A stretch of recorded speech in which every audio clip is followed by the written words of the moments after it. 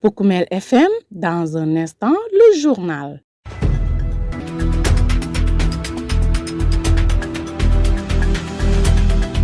Merci de vous informer sur Poukoumel FM la 106.0 et c'est parti pour une nouvelle semaine avec votre rendez-vous avec l'info locale.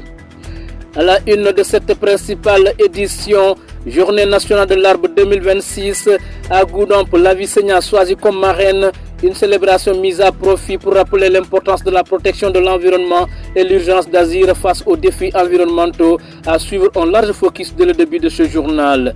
À Goudomp, Olivier Boukal célébré à travers un livre qui revient sur son parcours de commis de l'État et de son engagement pour les populations. En sport, gouvernance sportive, l'État engage une nouvelle dynamique avec les fédérations et c'est l'essentiel du menu de ce journal dont j'ai l'honneur de vous présenter. Le journal avec Younous Baro. Sidou Keta est à la technique, bienvenue à tous.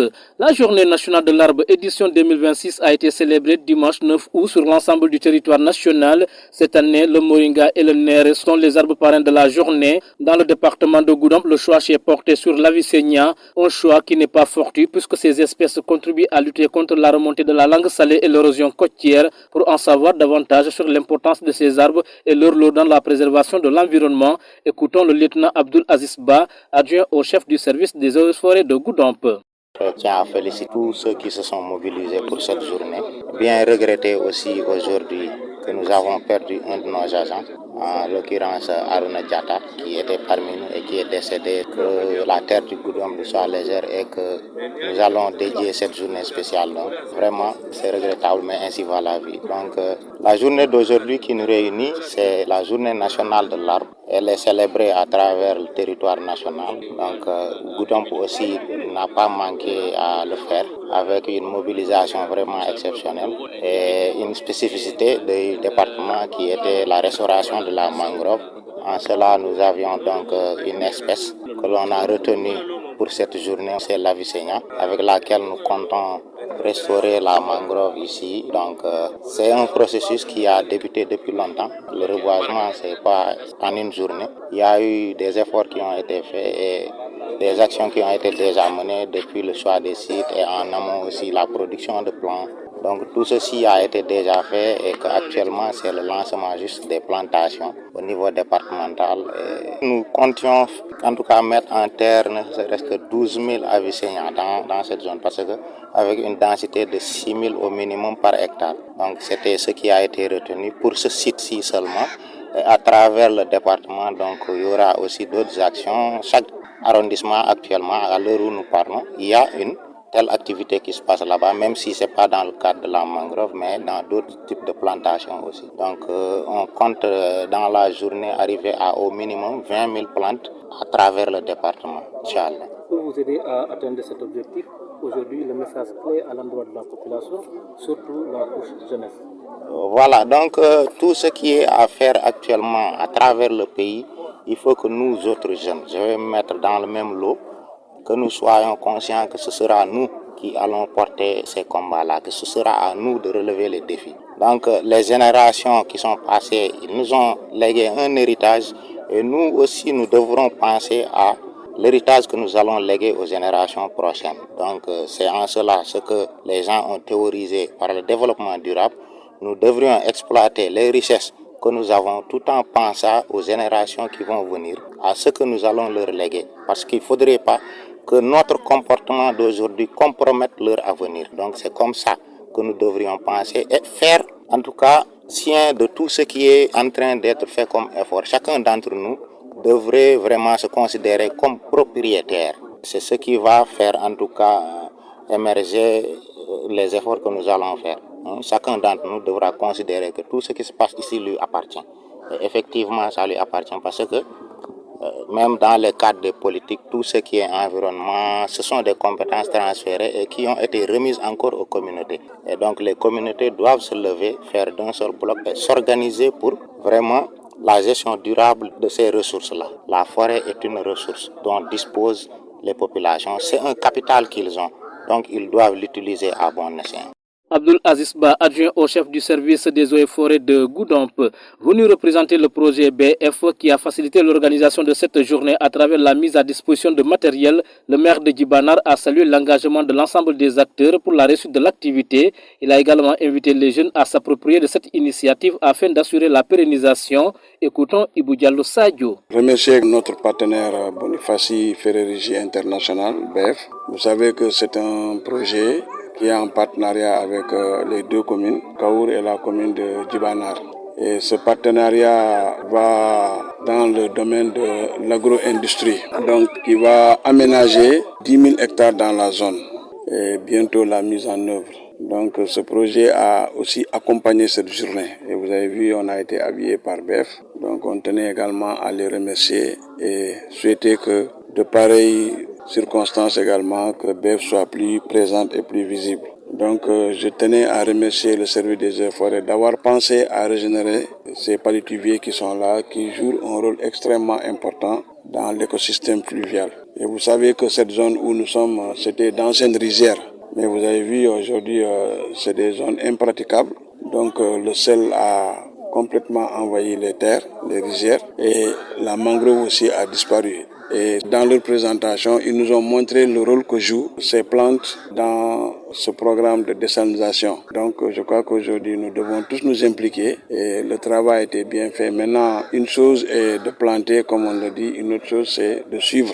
En tout cas, d'encadrer ces plantes. Et je demeure convaincu, sous peu de temps, on verra l'intérêt. Parce que nous sommes dans une zone qui était jadis très poissonneuse, mais ce n'est plus le cas. Maintenant, c'est le poisson qui nous vient d'ailleurs et que nos populations utilisent ici. Alors qu'à l'époque, c'est le département de Goudomp qui fournissait même Ziguinchor en poisson. Donc tout ça parce que simplement nous avons laissé quelque chose nous échapper entre nos mains. Mais aujourd'hui, nous avons confiance, on a espoir.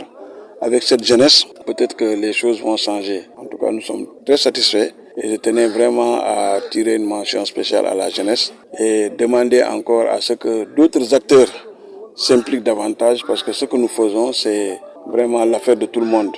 Oui, vous savez, l'environnement fait partie des compétences transférées des collectivités territoriales.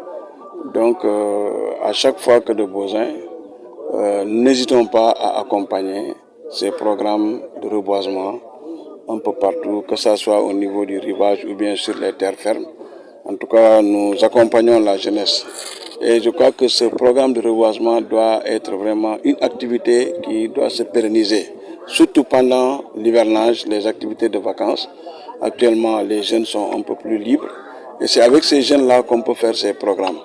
Mais quand même, je suis assez rassuré. Nous les accompagnons. Voilà d'ailleurs la raison de notre présence ici. On n'est pas resté dans nos bureaux ou bien on se dit qu'aujourd'hui c'est dimanche, on va rester à la maison. Mais on est là pour accompagner ces jeunes-là et faire le travail comme eux. Et du côté des jeunes, l'engagement est également au rendez-vous. Ils promettent de ne ménager aucun effort pour accompagner cette dynamique. C'est ce qu'a-affirme le président du conseil consultatif des jeunes de la commune de Goudomp, Yankouba Bari. On l'écoute. Au nom du conseil consultatif du Sénégal, par ma voix, je remercie une telle initiative et surtout la mobilisation de la jeunesse.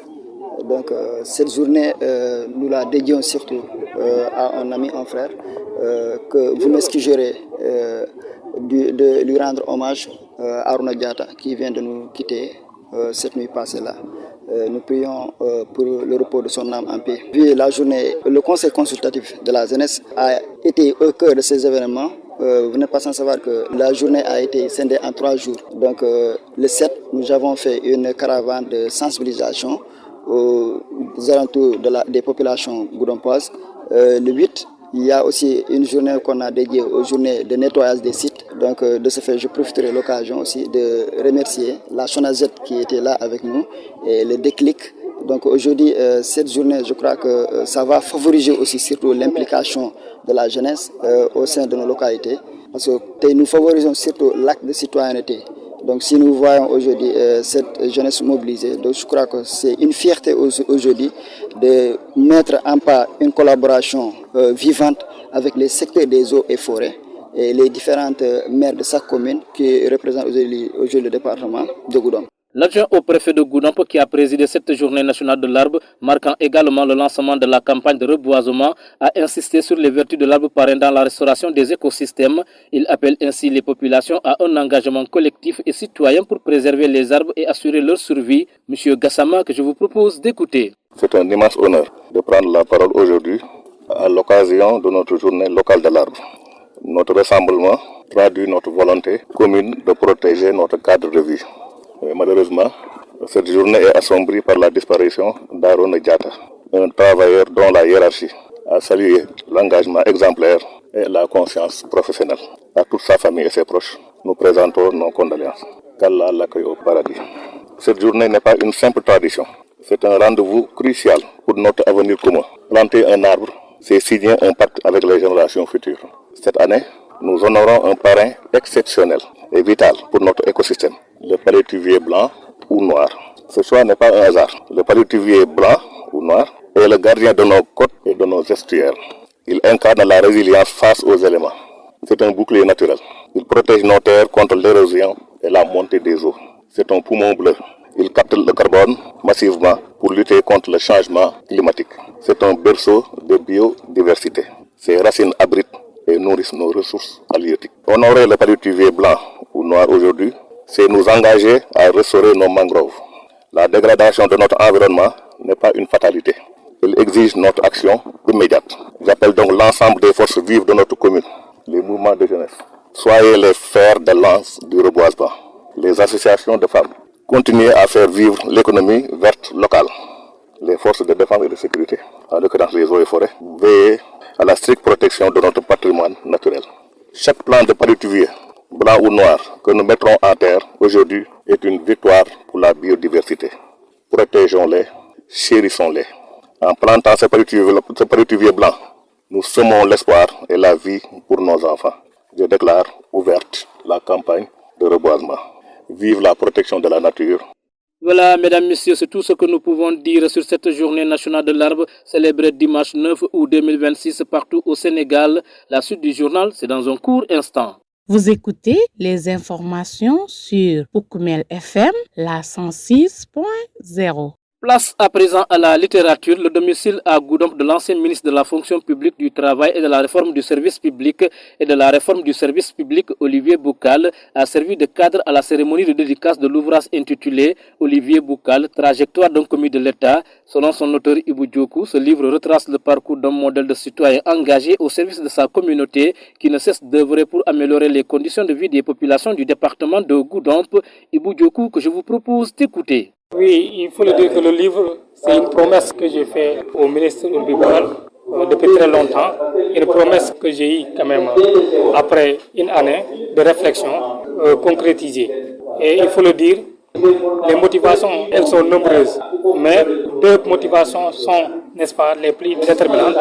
C'est-à-dire les relations que j'ai eues avec le ministre Olivier Boucal, l'impact, n'est-ce pas, qu'il a eu dans ma vie, et de l'autre côté, les réalisations qu'il a eues, les efforts qu'il a eu à faire dans notre département. Donc c'est la raison pour laquelle j'ai décidé de lui dédier cet ouvrage-là au regard, n'est-ce pas, de ses efforts, au regard de ses combats pour le rayonnement de notre département.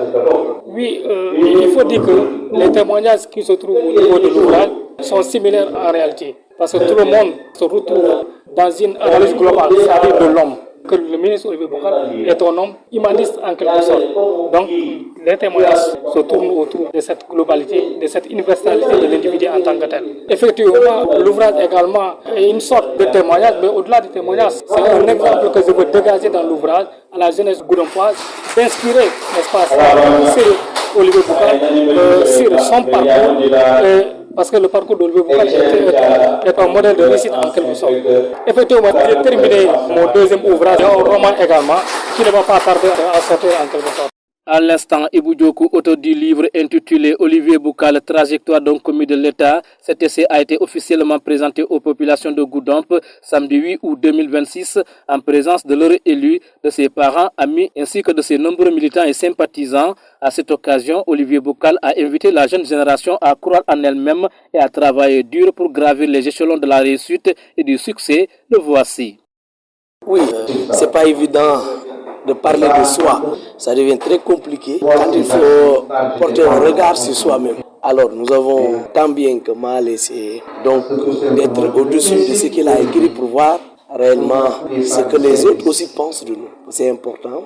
C'est pourquoi nous apprécions l'œuvre de Ibou, puisque pour moi c'est un miroir qu'il a posé devant moi et qui me permettra de voir comment les gens perçoivent et apprécient les œuvres que nous posons chaque jour. Oui, il a dit ce qu'il sait, ce qu'il a vu et ce qu'il a entendu. Parce que j'ai vu tout au long de l'ouvrage beaucoup de témoignages recueillis sur mes anciens amis, mes anciens camarades de classe, mes parents, mes oncles et ceux qui m'ont vu grandir. Donc tout ce témoignage-là, aujourd'hui, nous rend fiers parce que nous permettant donc, de nous découvrir et de voir a été long notre chemin et qui aujourd'hui est quelque peu renoué de succès. Vous savez, celui qui écrit une panégyrique a toujours raconté que du bien. Ibou ne choisira pas peut-être les épisodes sombres, peut-être que Bouka n'est pas parfait. Il a peut-être commis peut-être des erreurs ou de fausses routes de temps à autre, mais vous connaissez Marla Chouane et que tout naturellement il a raconté ce qu'il sait de bien de Boukal. Donc de ce point de vue, il est très difficile de pouvoir dire qu'il n'a pas été fidèle. Mais est-ce qu'il a été exhaustif? Ce sera la vraie question pour moi. Mais du point de vue de la fidélité des faits qu'il raconte, je pense que oui. Ça, je le théorise partout. Je l'ai toujours dit et je le redis. C'est pourquoi je n'ai pas honte de raconter et de dire aux gens qu'il ne faut pas penser que ceux qui réussissent sont des gens qui sont nés avec une cuillère en or. Reprends cette image, mais pour dire que chacun de nous, il faut croire en soi et se donner les moyens de réussir. Si vous le faites, vous réussissez. Maintenant, si vous ne faites aucun effort et que vous attendez tout des autres, peut-être que vous pouvez ne pas arriver là où vous voulez aller.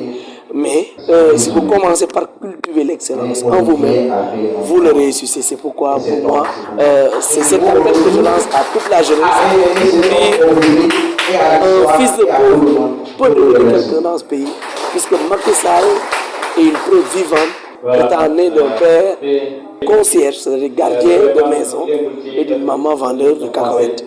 Et pourtant, il est devenu président de la République. Boukal, venant d'un village reculé, ni électricité, ni eau, et qui a cultivé pour pouvoir étudier, qui s'assoit à la table des fils d'ambassadeurs, des fils de banquiers et des fils hauts fonctionnaires de ce pays. Cela est possible. C'est pas que je suis un demi-dieu, c'est que j'ai réussi. Chaque fils ici à Abidjan peut aussi le réussir. Il faudra mettre donc tous les moyens qu'il faut. Pour Koumel FM, le journal des sports. Info Sport, une seule note à retenir. La ministre de la Jeunesse et des Sports, Djiré Clotilde Coly, a engagé une nouvelle dynamique de dialogue avec les acteurs du sport sénégalais. Elle a rencontré jeudi 6 août 2026 à Dakar les présidents de fédérations de groupements sportifs pour échanger sur les priorités du secteur et les réformes à venir. Au cœur des discussions, la bonne gouvernance, le renforcement du partenariat entre l'État et les fédérations, ainsi que de la mobilisation autour des Jeux olympiques de la jeunesse Dakar 2026. Parmi les principales annonces figure le rétablissement des conventions d'objectifs entre l'État et les fédérations bénéficiant de financement public. Ces conventions seront désormais liées à des contrats de performance avec des indicateurs précis afin d'améliorer la transparence et l'efficacité dans l'utilisation des ressources publiques. La ministre a également annoncé la création d'un cadre permanent de concertation avec les mouvements sportifs, la finalisation des textes d'application du Code du sport et la mise en place d'un dispositif de pilotage de la participation sénégalaise aux Jeux olympiques de Dakar 2026. Le département compte aussi renforcer la formation, les partenariats et le sponsoring tout en améliorant son fonctionnement administratif. Les fédérations sont de leur côté invitées à respecter les textes en vigueur, notamment en organisant régulièrement leurs assemblées générales. À travers ces mesures, le ministère ambitionne de construire un sport sénégalais plus moderne, performant, transparent et durable au service de la jeunesse et du rayonnement du pays. Voilà, mesdames, messieurs, ainsi va le sport qui marque d'ailleurs la dernière partie de ce journal. Mais avant de nous quitter, le rappel des titres.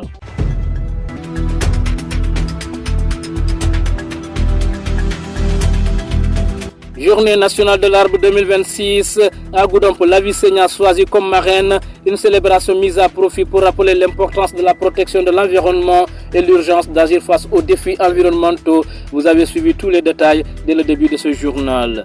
À Goudomp, Olivier Boucal est célébré à travers un livre qui revient sur son parcours de commis de l'État et de son engagement pour les populations. En sport, gouvernance sportive, l'État engage une nouvelle dynamique avec les fédérations. Grand merci à Sidou Keta qui s'est occupé des opérations techniques. Journal présenté avec un immense plaisir par Younous Baro. Mesdames, Messieurs, merci de l'avoir suivi. D'ailleurs, merci de rester à l'écoute. La version mandingue, c'est dans une poussière de secondes.